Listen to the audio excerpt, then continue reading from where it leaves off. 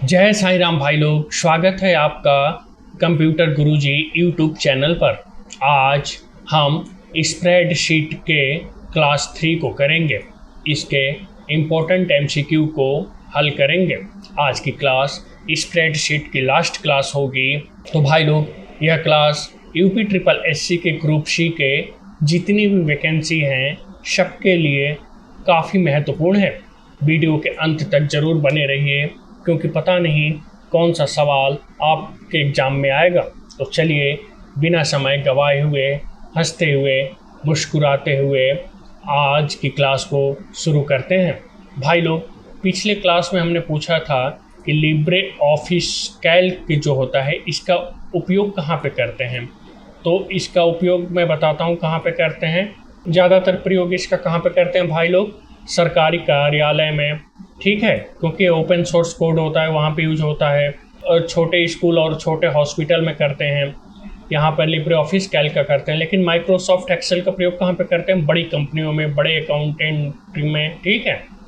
तो personal use में भी किसका ज़्यादातर यूज करते हैं? लिब्रे ऑफिस कैल्क का, अगर पर्सनल आपको डेटा एनालाइज करना है तो चलिए चलते हैं। आज का पहला एमसीक्यू आपकी स्क्रीन पर कह रहा है कि लिब्रे ऑफिस कैल्क जो है इसमें फार्मूला चेन किससे शुरू होता है। एक चीज़ और है भाई लोग, कैल्क और जो एक्सेल है दोनों में लगभग फार्मूला सामान्यतः सेम रहता है और काम भी सामान्यतः समान ही है। चलिए, तो किससे शुरू होता है फार्मूला? इक्वल टू साइन से। किससे? इक्वल साइन से, ठीक है। जैसे उदाहरण के लिए दो सेल को जोड़ने के लिए क्या है? Equal to A plus b1 लिखा जाता है, ठीक है, या इक्वल टू सम a1 और डबल कॉलम a2, ठीक है। तो किससे शुरू होता है? इक्वल टू से, सम हो, एवरेज हो, समझ के। चलिए नेक्स्ट एमसीक्यू भाई लोग आपकी स्क्रीन पर कह रहा है कि लिब्रे ऑफिस कैल्क में सबसे अंतिम सेल एड्रेस क्या होता है। ध्यान दीजिएगा सवाल को, बच्चे इसमें काफ़ी भगचोना आते हैं कि अंतिम सेल एड्रेस पूछा है। पिछली क्लास में हमने बताया था कि अंतिम सेल कौन सा होता है इसका? AMJ, ठीक है। और सेल एड्रेस क्या होगा?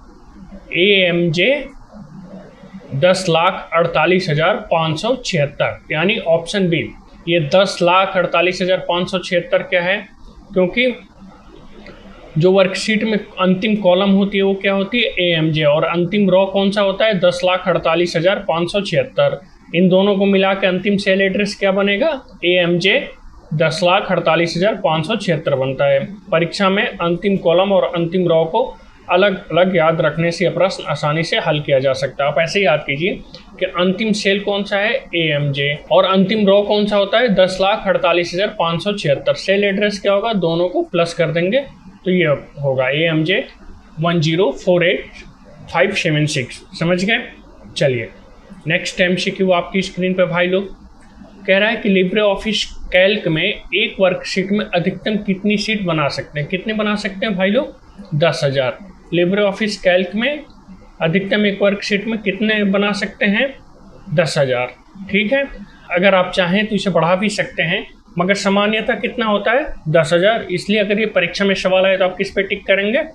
10,000 पे, ठीक है भाई लोग।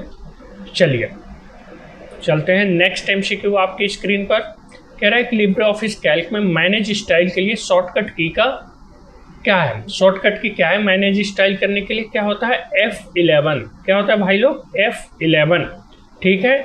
मैनेज करने के लिए F11 शॉर्टकट की का उपयोग किया जाता है। इससे क्या होता है? स्टाइल साइड बार से संबंधित स्टाइल मैनेजमेंट सुविधा खोली जा सकती है, ठीक है।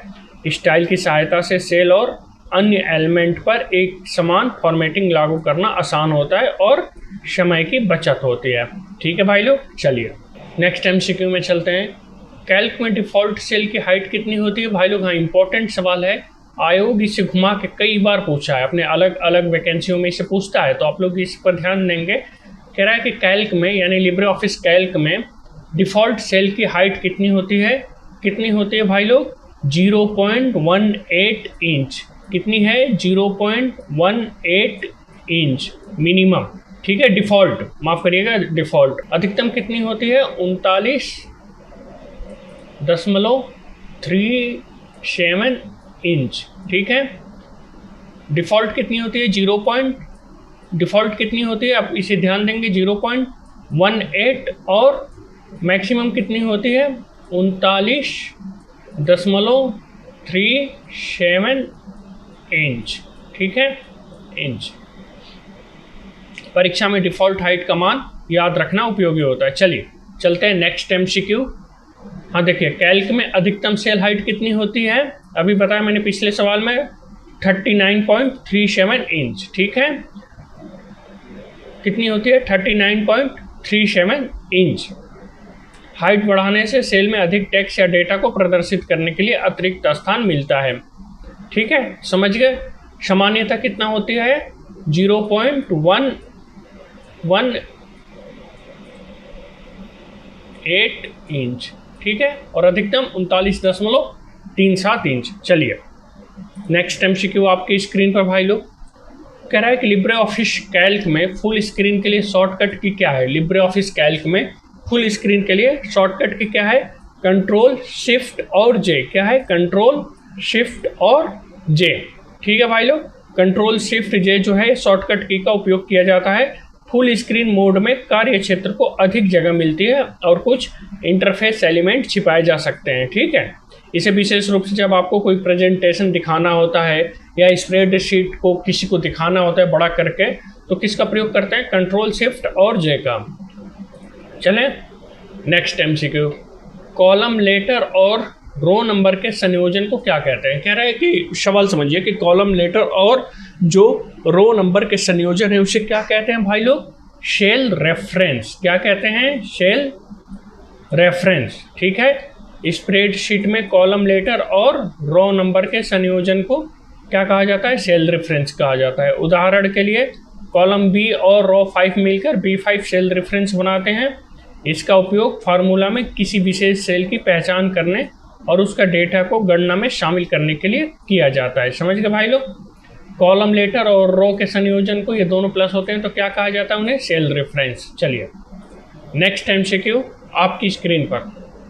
हाँ देखिए, इम्पोर्टेंट सवाल है भाई लोग, आप इसे देखेंगे। हमने पिछले क्लास में भी इस पर डिस्कस किया था।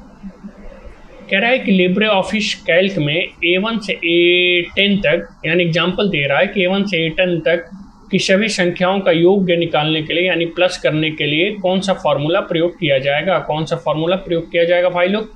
कौन सा फार्मूला प्रयोग किया जाएगा? Option B, equal sign sum A1 ratio A10 bracket बंद। जैसे ब्रैकेट बंद होगा वो A1 से A10 तक जो भी डेटा होगा उसका वो प्लस करके दे देगा। ठीक है भाई लोग, समझ गए? नेक्स्ट MCQ आपके स्क्रीन पर क्या कह रहा है भाई लोग कि सेल के अंदर नई लाइन या पैराग्राफ बनाने के लिए कौन से की का उपयोग किया जाता है? ये रिपीट सवाल है, बताइए तो फटाफट कि अगर सेल के अंदर नई लाइन या पैराग्राफ बनाना है तो उसके लिए कौन सा की का उपयोग किया जाएगा? किस की का उपयोग किया जाएगा भाई लोग? एंटर का। किसका प्रयोग किया जाएगा? एंटर का। ठीक है, सेल के अंदर टेक्स्ट को अगली लाइन में लिखने के लिए एंटर की का उपयोग किया जाता है। इससे एक ही सेल में मल्टीपल लाइन बनाई जा सकती है। इसका उपयोग लंबे टेक्स्ट, एड्रेस, हेडिंग या किसी विवरण को एक ही सेल में व्यवस्थित करने के लिए लिखा जाता है। ठीक है भाई लोग, समझ गए?